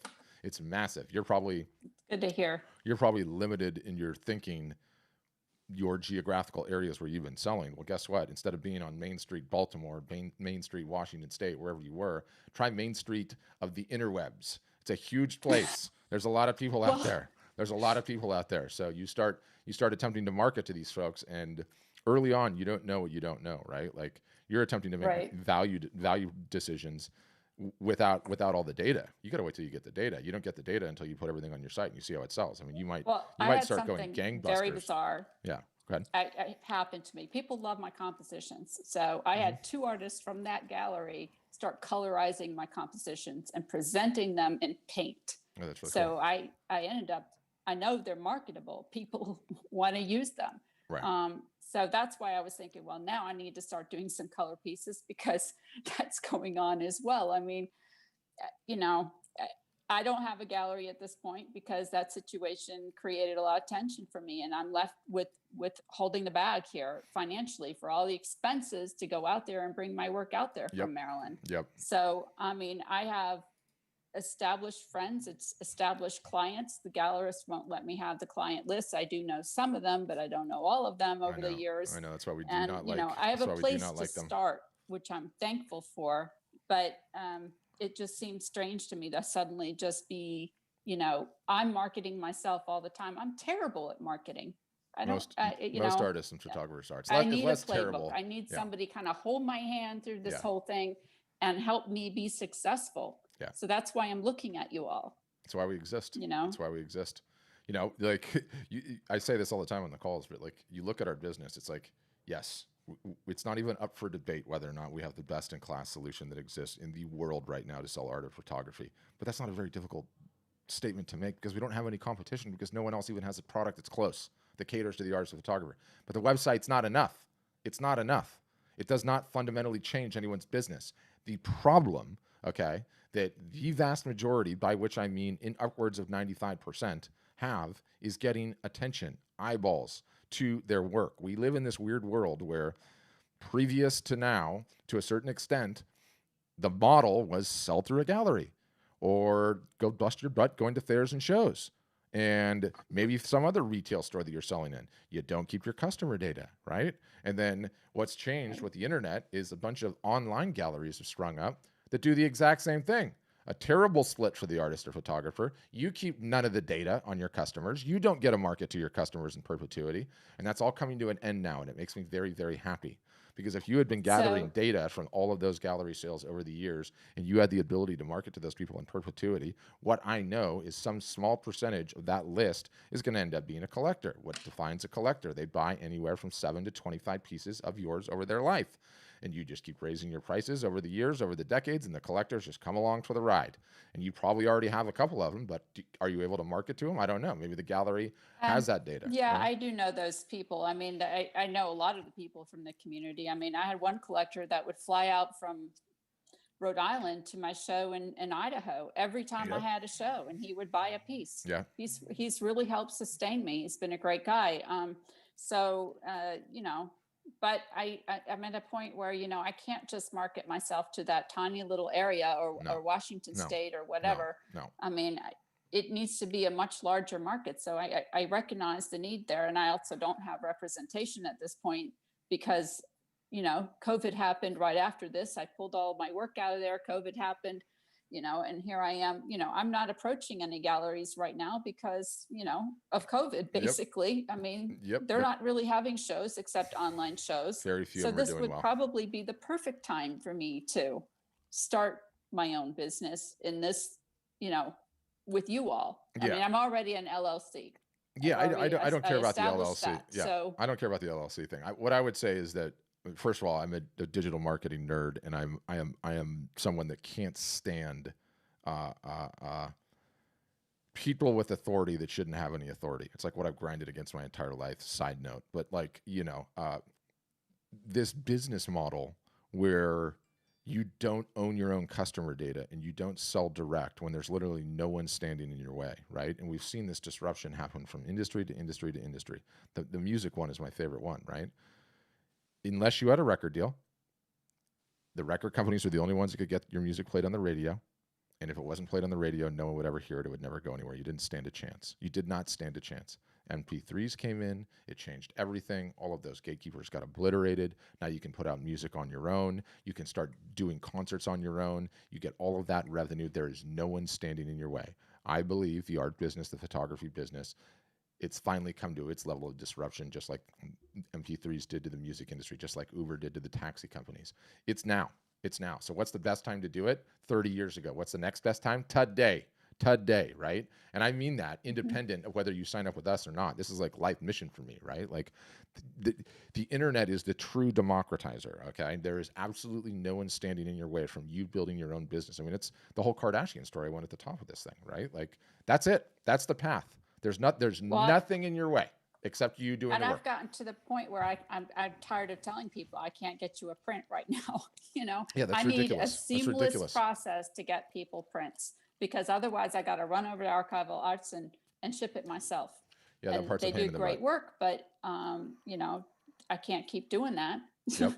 Not in the long term. Nope. And so then the other question I have was, you know, the pricing points, and do we get samples of what kind of printing the printing is a straight up commodity. Of our work printed. You can certainly do that, but I'll just tell you, printing is a straight up commodity in today's day and age. What do I mean? All the printers have the same printers, the same ink, the same media, the same screen calibration techniques, and so all of the big boys all do the same level of quality. The only thing that you're getting at your local that you're not getting through ours is maybe, you know, a better relationship with the person that you can have a great relationship. It's a service, but everything else is just equal in these businesses. They all use the same stuff. Everyone's quality is the same. Everyone's proofing is the same. All the color calibration is the same. So knowing that, okay, and I should say the CEO, the guy who founded the company, started Breathing Color, which is one of the biggest fine art paper and canvas manufacturers in the entire world. So printing is his thing, right? It's his thing. It's just a commodity now. Sadly, right? Because there used to be an art form to it, and that's fantastic, but those days are just gone. The technology has just leveled that playing field. And so by integrating with a big print shop like we do, one, they buy ink by the barrel, so you get better pricing, right? They have economies of scale. Two, they're doing 30 to 40 to 50 to $60 million worth of business a year. Why is that important? Because the rates that they get at FedEx and UPS are significantly lower than yours, significantly lower than most people. And so they pass that on. And so you don't ever have to touch anything. And working on any of that admin stuff related to printing is not time you're spending growing the business. It is not a high ROI use of time. So I take your argument on that. Yeah, that's what I wanted to know. And what size JPEGs are we supposed to upload to get a decent printer? You have some sort of sizing calculator? Because I know some of your prints can get really big, but obviously if you have a very small artwork, it's not going to blow up. Bulk upload. The little machine will tell you how big you can go on it. You say, okay, you're done. Start marketing. That's it. Okay. That's it. If you've had yours photographed, like you said, it's not going to be a problem at all. Well, I had some of mine scanned. I mean, they can become wall-sized murals. Better. Yeah. Yep. You could drag that behind an airplane. I mean, you can go huge. Okay. And then my last question really has to do with pricing. Pricing. I mean, I was talking to Brian Bogart yesterday. He called me and I set up a demo for today at 5 o'clock. Make sure you tell him about the deal. Make sure you tell him about the deal, because if you sign up today, you get the 3 free months. Tell him you attended this Zoom session. Okay. Yeah. Okay, I will. The other thing was, like, he had told me a little bit about the packaging. There's the $1,000 entry level. There's silver, 2,800, and then there's the gold level, which is buy 3 years, get 2 free. Yep. Is that? Yep. And then what happens after the 5 years are up? After the 5 years are up, where does the pricing go from there? Well, no. So essentially what we have, the reason that we charge the upfront fee, and as opposed to like, hey, just sign up for 3 months and pay $54.99 a month, is our business fundamentally, whether it's, thrives or fails, is based on the success of our customers, right? What does every single solitary artist have a problem with? Marketing. The only way that we win as a business is not by selling software.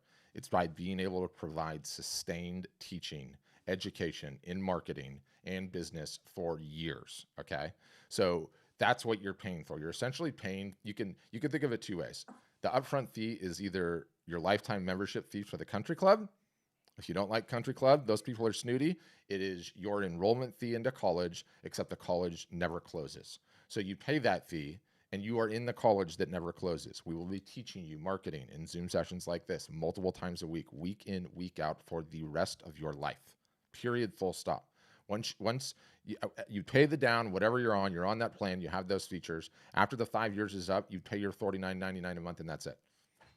As long as it goes. Okay, that's the question I had, is after you've paid that, it's $49.99 a month or whatever. Okay, as you go. So, and you can pay the year up in advance and even get another sort of price break from that, I hear. Yeah. And do you know what you know what the best thing about it too, though, is like, you could be cynical and you could say, well, you guys get all the money up front. It's better for the business. Absolutely it is. But do you know what's even better about it is, instead of, the biggest problem artists and photographers, try something out for a little bit, don't do the work, fail, quit, right? When you make the buying commitment, and we capture that investment from you, what you're saying in your mind is, I'm all in, right? I'm all in. It's sort of like burning the boats, right? Like, you take your boat across the river, and when you spend that much money, you're burning the boat. There's no going back. So now what I have is an artist or a photographer that's going to come in, that's focused, that knows that I'm going to give the next 3 to 5 years of my life of this business. And guess what happens when you do that? You succeed. You succeed, right? Like, okay, I'm not backing out. I just went all in on this baby. Like, this is going to work. It's going to happen. And it's funny because somebody sent me an email the other day, and I just, I scan headlines because I get so many of them, and which is not braggadocio, but every email they send out, and they send out a lot, is always with my name on it. So the doggone replies come to me. It's actually nauseating. Anyway, he's like, let me know when there's a free trial. And it's like, I almost wrote him back, but it's like, there will never be a free trial, because what does he mean when he says, let me know when there's a free trial? Let me know when I can just take a look, decide it's not for me, and leave, because I have no commitment to do anything, right? I don't want those people. We don't want those people. They're not serious. They will never be serious. They will never take their business serious. They will be emailing services for the next 15 years saying, let me have the free trial. And they're going to go try this place to do no work and go try that place to do no work. I don't want those people. We don't need those people. We are only successful if we create successful artists. The only way to do that is to say, guess what? You're coming to college. The learning never stops. I'm going to be teaching you year in, week out, year in, year out, 4 years. Years, right? What did I start this thing at the top with? 20 seasons in 14 years. That's a huge business. Look at the business she has now. That's a huge business. That's a commitment it takes. You've already done it. Right. You've already done it. You just did it under the old model, right? Which is flawed. I did it under the old model and it fell apart. Who Yeah. knew Yeah. the gallerist was going to get sick? I mean, he was my best advocate. Yeah. And then whoever stepped in did not do the same job that he did. That's And the way the so gallery I works. Left, and then I'm left holding the bag. That's right. You know? That's the way the gallery I works. mean, I am established in several different markets, that market, and then also St. Louis, because I've moved. I have a teaching, I'm established as a teacher here, an art teacher here in Maryland. I mean, so I have an audience. I'm just nervous about stepping over this ledge and trying to be, am I really going to sell enough prints to make me, to make some money? I mean, I'm just trying to pay some bills like everybody else, For sure. Time and talent. Yeah. And so my last question is about returns and handling returns. I know I sent an email over and somebody said some artists don't handle returns unless something arrives damaged. So how do you work that out between the printer and the framer and the artist if it has to be replaced? Yep, I'll answer. And this is an easy one. It's funny because I have a vest. I shouldn't tell you guys this, but I will. I love everything 2 wheels, motorized, the ones I pedal, everything. So I have a vest, but it's a scooter, and I just got it. And so my wife and I got these matching helmets. Like, look, you have to make, Amzie, don't look at me like that, okay? You have to make compromises when you're married. Matching helmets was the deal. I took it. All right, thank you. And I had to get this helmet that matched the bike, and so it came from Germany. And when the FedEx box landed on my driveway, I was like, uh-oh. That doesn't look good, right? I mean, does somebody look like somebody like Ace Ventura status with this box? Like they really had some fun. And there was a fold-up screen on the front of it that like broke. And I was like, all right, sweetie, you got to write an email to Germany. And she gets an email back and they're like, don't worry about it. We filled out a claim with FedEx. Enjoy your helmet. It's free. And I was like, whoa, that's awesome. And I laughed at that because it's the same thing that happens with ours. The printers are so big. So this shop that I ordered the helmet with, and it's $350 helmet, it's not cheap, is so big that they know when they get into this scenario, it's just a mathematical line item to them. It happens at some small percentage. They just say, here it is, free, don't worry about it, we'll take care of it, done. And they move on because they don't even want to go back and forth on the customer service or any of the rest of it. So when you partner with giant printers, like we are partnered with, when something wrong happens, there's a damaged printer or anything, they just go, no worries, they print and ship another one and they're done. They don't care. It's just a small percentage of their bottom line. That's so number it's one. not like taken out of the payment That's that I number one. received, and I don't have to come back and check the books. No. That's number one. Number check two. And cross off every item and. No, number two, it happens so infrequently, I can't even begin to tell you. I've got the reps and sets, thousands and thousands and thousands of orders, so we rarely hear about it. And then step 3, worst case scenario, is you have to get on the phone with them and say, hey, I'm going to make this right, and then they'll ship them a new one. It's a non-issue. It's literally a non-issue. So on your financials, and you, a customer, me, the artist, has this all set up, and they have an LLC, and they're from Maryland, and then there's taxes charged in Maryland, but other places no. I mean, how does the tax situation work out? It's pretty easy. Our e-commerce solutions, like a lot of the other ones, they account for the local, state, and taxes, but you just do your taxes like anything else. Like the stuff you sell in state is falls under certain sales tax, and then the other states you either don't pay or don't have to worry about it, but our system tells you. So it's all automated. We know what's coming from what state or overseas or whatever. And okay, so that helps. So okay, that sounds good. And I guess I'm going to just hang in here and listen to some more questions from other folks, and have my chat with Brian here shortly with the demo. Wonderful. And say hi to Carolyn for me too. I love her. I've got a great relationship with Carolyn. Known her for a great many years. Okay, Amzie, you're up. Go ahead, Amzie. Hello. I'd like your concept of the investment thing. Like, putting up the $1,000. Yes, then you're bought in. Then you're gonna work. Then you're gonna work on growing that business and making it successful. And it having the perspective. Yeah, you're in. Yeah, you burn the boats. Right? Yeah, it's like when I joined the Marine Corps, that's what they said. You go to Paris Island, you're not a Marine, so you get out of Paris Island. That's right. And you're invested. You're invested. I love it. You can imagine. Anyway, okay, I got crazy questions. On Facebook, why is it theoretically better to get a, well, I guess a professional or whatever business account rather than use your personal account? I use my personal account and I do really well with my personal account. So I'm wondering why get a business account? 2 reasons. The personal account, I'm going to put it in your terms, Amzie, because I can do this, is you playing your music in a little tiny club on Bourbon Street. There's a capacity to it and no more. You can only have 5,000 friends, I think. I don't even know if that's a number. I think it's 5,000 friends. Yeah, it's 5,000. Yeah, the business page, you can have many, many, many millions. And so you're essentially saying, you can, it's good to have the personal account, and we teach you how to leverage that. But if you're going to take your art business seriously, I want you to have a much bigger page than 5,000 at some point in time. So you have to build a business page account. That's number 1. Number 2, in order to run ads on Facebook and by extension Instagram, because Facebook owns both of them, you have to have a business account. Business account gives you access to the ads account and the pixel and all the stuff that you need to make that happen. And you can't do that with just a personal page. So there. So that means I do have a business account. I never used it, but I guess what I have to do is either share or post to the business account. Then I can make ads to it. That's what you're saying. Yes. And I can have 3 gazillion people rather than 5,000. Yes. Which I almost have already. So I guess I'm getting to the end of my rope. But you can leverage that in some interesting ways. We'll teach you. Okay. All right. Let's see. I'm looking at my list of questions. Do you have time? Oh, Wyland said he heard good things about you and I should join. Did he really? I want to get Wyland on one of these so bad. I'd love to talk to him.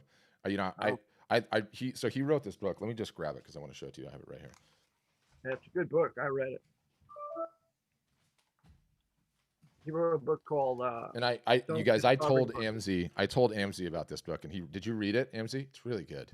Yeah. It's really good. He's going to send me a signed copy. Yeah, it's really skinny, and it's by the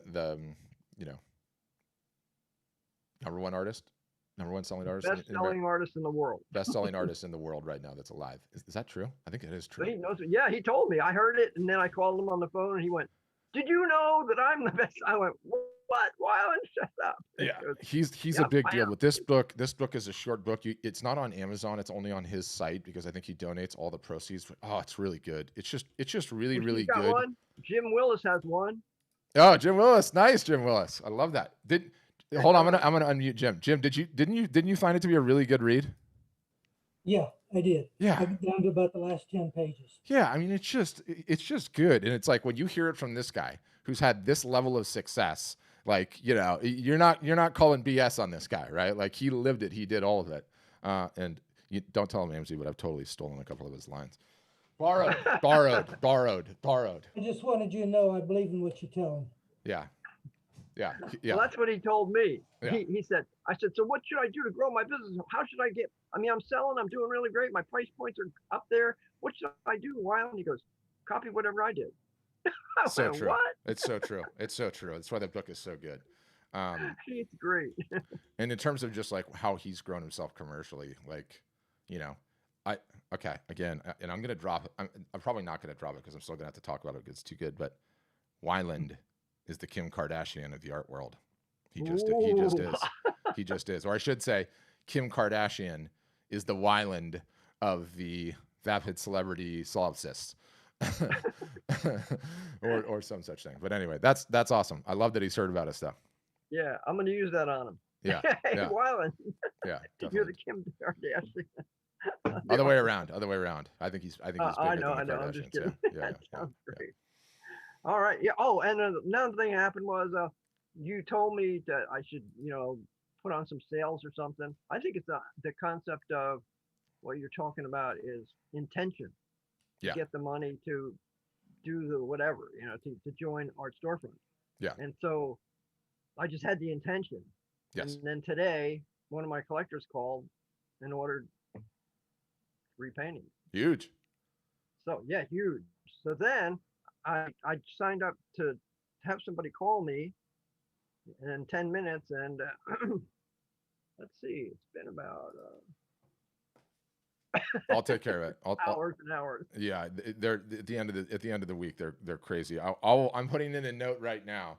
Okay. What do you, and by the way, if you've never been on one of these sessions, Amzie also plays music, and especially on a Friday, I like him to play us out because he comes up with some really creative songs. So if you haven't heard an Amzie song, get ready for a classic here. Before you go, so as a final, if you're interested, you get the demo in today. The outreach team calls you today. Make sure you ask for the 3 free months. And you could say Patrick told you on the Zoom session, and we're never offered that before, so it's a one-time deal. All right, Amzie, what do you have for us? And I'm going to tell them right now. Somebody better call Amzie back today. Yeah, I'll get them right. Well, yeah, I've got a voodoo song I wrote because I'm gonna open the Voodoo Fest in New Orleans. We're actually gonna have a little Voodoo Fest, and so I wrote a little voodoo song that kind of fits in with the Halloween spirit. So it's a Halloween spirit song, but it also talks about Art Storefronts at the end. Oh, good man. Let me know. All right, you ready?